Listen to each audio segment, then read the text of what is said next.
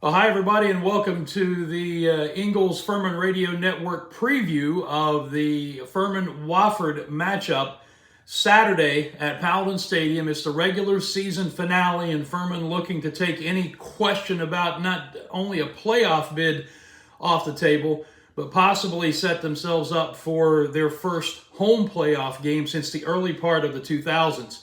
I am Dan Scott. I have brought in reinforcements this week. Tom Van Hoy. We are in Charleston. It is Friday morning, the second day of the Charleston Classic that Bob Ritchie's basketball team is playing in. So that's why everything looks a little different, although we have found ourselves, as you can see, some appropriate background stuff. But Tom, from a strictly football standpoint, what we have seen from this Furman team over the last 5 weeks has been nothing short of impressive. 5 straight wins overall, 5 straight road wins for the first time since the end of the 1989, beginning of the 1990 season, and right now sitting alone in second place and still have a chance to claim a share of a conference title. Well, and you interview Coach Hendricks all the time about, have you played your best game yet? And I mean, you're getting better and better and better. You go back to the Sanford game, and we all know about that call, and it turned out Sanford would win that game. Playoff situation determined at that particular point in time if you want to have an opportunity. And they've gotten better and better and better. The Chattanooga win, 24-20. And then that game last week with Mercer, I mean, that's a huge ball game. Mercer's averaging 40 points per game. They're playing very well at home. A lot riding on that game for them as well. And to come in and play as well as Furman did, I think you got to really be encouraged going down the stretch.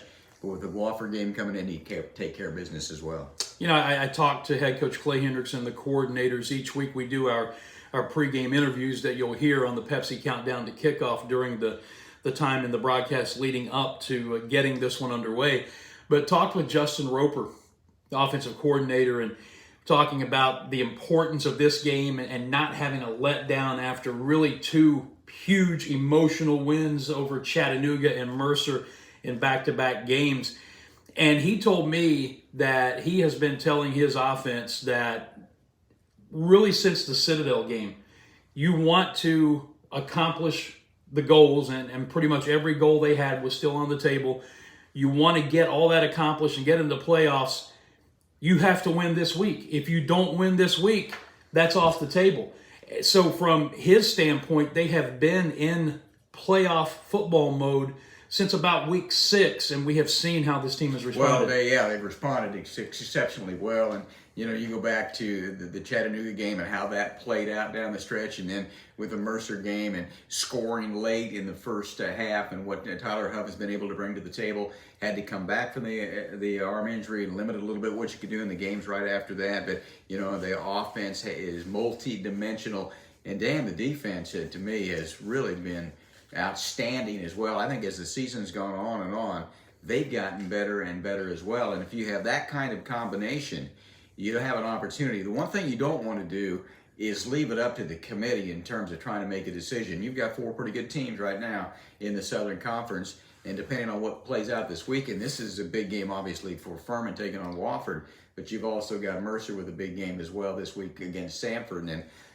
take care of business, like you said, and that will handle the situation.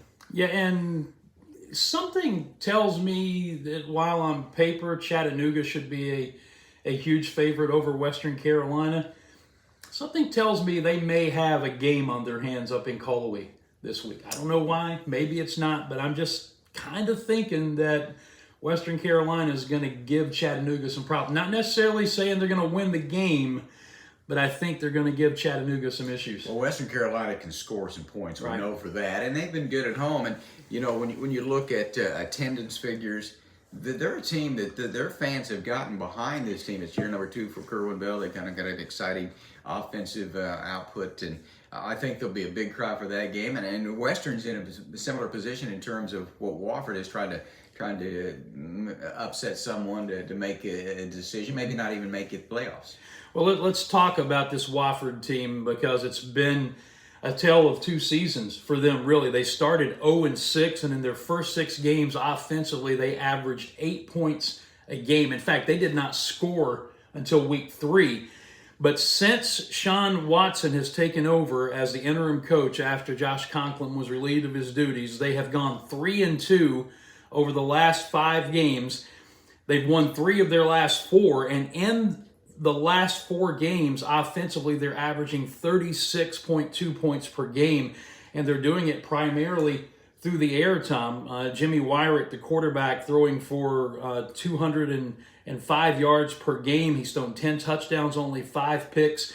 Very un-Wofford-like, at least what we've become accustomed to. I was going to say, you want to repeat that again, doing it through the air. Yeah. Right now, they're 102 rush and 206 pass. Now, a lot of it has the transition. If you go the last 4 or 5 games, you were talking about what they've been able to do offensively, but you don't see that. Mike Ayers and then Josh Conklin came in, and then the change after 5 games. They've been good offensively, as you ran through the numbers there a moment ago. It's very interesting, though, when you go back and look. They didn't score in the first 2 games, and they got 7 points in the third game, and their defense was really pretty good early on. But the defense, even though they've been scored a lot of points, the defense has given up some points in the last 4 or 5 games as well. So it's been kind of an interesting transition in that regard for Wofford. Yeah, Mike Ayers used to say, we throw the ball a lot. We just throw it backwards in his offense, where they would rush for 300, 350 yards a game and maybe throw it for 3. But it is a different era. You talked with Jim Noble, the play-by-play voice of Wofford, which, again, you'll hear on the Pepsi Countdown to Kickoff, our Other Guys segment.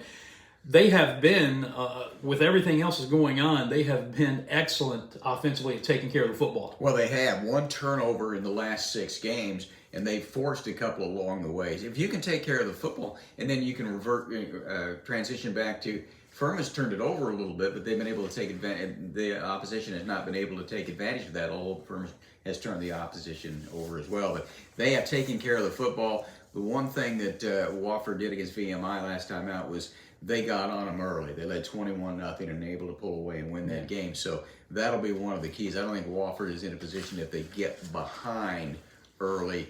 Well, they're in a better position now than they would have been back in the day with a different philosophy offensively. But I think one of the keys is, from Wofford's standpoint, to stay in the ballgame. They don't want to get behind early. Well, let's talk about the Terriers defensively. They're giving up 29 points a game, 429 yards per game, 192 rush, and 236, almost 237 through the air. Only 4 interceptions on the season, so they don't do a great job of taking the ball away, at least through the air, from their opponents. And when you see these numbers and see what Furman's strength is, running the football first and throwing the ball off the run, again, stat sheets are what they are, but you got to like what you see from a Furman standpoint with this matchup. Yeah, you don't play it on paper, but Furman has been very good and relatively equal running and passing, 200 plus. I mean, the numbers are big, 400 plus in terms of total offense, can score some points.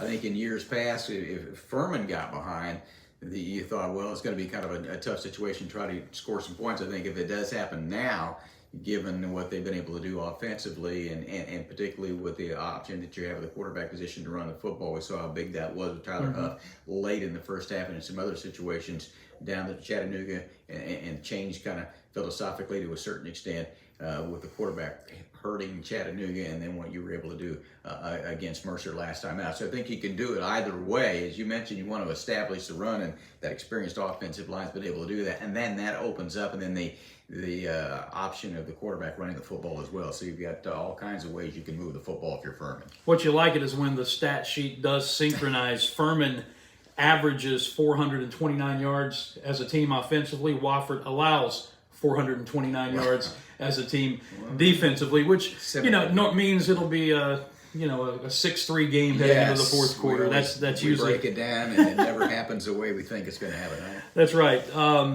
So the Paladins, again with a win, will finish no worse in sole possession of second place. Sanford has already clinched the auto bid because even if they lose to Mercer on Saturday and Furman wins, finish with the same 7-1 record, Furman would get a share of the SoCon title, which would be a league record 15th Southern Conference championship. But Mercer gets the tiebreaker because of the win earlier this season. They already have the auto bid. So from a Furman standpoint, circling back to kind of where we began in my chat with Justin Roper, no letdown in this game. They have to be as intense at the start of this game as they have been the last 2 weeks against Chattanooga and against Mercer. two games they had to win against two teams that were ranked at one time or another above Furman. And now they're going into a game, home game, favorite over Wofford. And there's nothing that Wofford would like better than to spoil Furman's playoff chances. Yeah, I think Furman will be ready to play. I mean, ever since the Sanford game, you knew what was in front of you to have the opportunity. The object of the exercise is to get into the playoffs and see what you can do. An old coach once told me, you win one, you might win another. And right. You win that one, you might win another, and have that opportunity. That's what you're looking for. It's a home game. It's Wofford. First home game with Wofford since 2018. Is that right? In terms of playing the Terriers. And I know the basketball, we're on the road in Charleston and so forth. This is a big game. We'd like for everybody to come up. And again, it's a noon start, so make sure you know that. Some notes on this one. Furman is 10-2 in its last 12 games going back to the end of last season. And one of those, of course, was the 35-12 loss at then fifth-ranked Clemson earlier in this season. 8-1 in its last 9 Southern Conference games. The 8 wins match the season highs under Coach Clay Hendricks since he came on in 2017, did it in 17 and 19. The last time the Paladins won 9 games in the season, you've got to go all the way back to 2005 when Furman was 11-3 and Clay Hendricks was an assistant coach then. The last time Furman won 7 Southern Conference games in a season, Tom, 2001. That was a 12-3 overall, 7-1 in league play, and made it to the FCS National Championship game and finished as the runner-up. So it's been a long time between proverbial drinks of water, so to speak, for what this team can accomplish with a win against Wofford. Hunter Reed working hard, isn't he? Yes, he is. Yeah. I don't want you to. I did not do any of this. This is all Hunter Reed's. It's a printout sheet, but he makes us look good. He's been doing it since the Millard Fillmore administration. Yes, and we can read those numbers. Those are great, and boy, you love it. That's what you're looking for when you these guys have worked so hard. Everybody's working hard to try to provide the opportunity. Would you like to win a championship? Yep, that's one of the objects of the exercise. Possibility exists. You might be able to get a share of it to a certain extent, but you want to have a chance in the playoffs. And once you get into the playoffs, you never know what's going to happen. You'd like to have a home game if you could. You got to beat Wofford to begin that. But I like the way that Furman is playing. You go back to, offensively against Clemson, good numbers there. Struggled a little bit against Charleston Southern, a 24-19 game. There were points in the injury to the quarterback, and I think they're playing their best football at the right time of the year. As we get into wrap-up mode here, let's focus in on Furman's defense and what they've done. And I go back to the Mercer game. You had a Mercer team that was allowing 292 yards per game on average for the season. Furman had 460. They were allowing, Mercer was 109 yards rushing. Furman ran for 161. They were scoring 40 points a game. Furman held them to 13. All of the offense and what Tyler Huff has done has made the offense so much better than it has been the last couple of seasons. But I come back to what you said, this defense kind of quietly is just getting better and better and better as this season has gone on. And when you do, by the numbers, what they did to Mercer last week, that should get people to stand up and take notice. Well, and you talk with Dwayne Vaughn every week in our pregame show, defensive coordinator. Mm-hmm. Coming into the Mercer game, that averaged 40 points per game. They scored 43 of the last 4 games and high scoring just on the offensive side. Fred Payton, their quarterback, the first 4, 5, 6 games of the year was 16 touchdowns, no interception. I had thrown 7 the last 3 games prior to that and had been sacked 5 times. Furman got 5 sacks in the game, and you talked about how they developed their defensive plan to keep him in the pocket. And they've just been able to get it done defensively. And the conversation you had on Monday too, talking about the rotation of the defensive line and things like that, and what they've been able to do and keep them fresh later in the ball game. Maybe some of those guys going, what am I coming out for? So I think just from a developmental standpoint, Brayton Gilbert at linebacker's been outstanding. You can move into the secondary. I don't want to everybody's been played well. I think they're playing well defensively, and that gives you a chance, particularly when you have an offense that has been able to put up the numbers they have and do it in different ways. I thought you were kind of heading down your rabbit trail every time I say, Tom, who's your player of the game? He Yes. starts reading off the whole roster. So. Well, let me start with this and that, and then we'll come back to that, and I want to make sure all the relatives of so-and-so. Exactly. Make a mention them, mamas and daddies happy. Yeah. Sometimes that happens. All right, so again, we're putting this out on Friday morning here in Charleston. It's the second day of the Charleston Classic, Furman and Old Dominion. Bob Ritchie's team will then play on Sunday at a time yet to be determined. It all depends on what happens today. But for this video's sake, we're focusing on Furman Wofford at Paladin Stadium. Saturday, it's a noon kick. Remember, they changed that game time a few weeks ago to accommodate the Southern Conference volleyball tournament that's going on at Timmons Arena. I think it starts at 5 p.m., right? Yep, semifinals. So a noon kick, which means we will be on the air 10:30 a.m. on the Fan Upstate, 97.7 FM Greenville, 97.1 in Spartanburg, and at Odyssey.com, the Odyssey app, to search the Fan Upstate. 10:30, our Pepsi countdown to kickoff. There are still tickets available for this one. You can get them at FurmanPaladins.com, or you can call the ticket office. We're averaging over 9,000 fans a game this season. Let's push it beyond the 10,000 and more for this final regular season home game. Hopefully there's a playoff home game to come. And let's hear a lot of this in the stadium. Can you see that? The old FU one-time chant? Let's hear a lot of that on Saturday at Paladin Stadium, Furman and Wofford.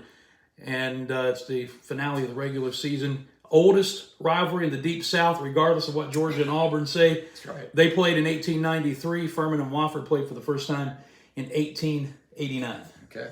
All right, Tom, thank you for joining us. It should be a good one. I mean, these are the kind of games that you want to have an opportunity to play in, to broadcast, and to come as a Furman fan, and hopefully have that opportunity to win the ball game and have a chance to continue playing.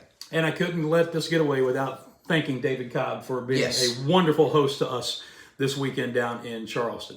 That'll do it for this week's Ingles Furman Radio Network preview. For Tom Van Hoy, I'm Dan Scott, as always, saying God bless you, and so long, everybody.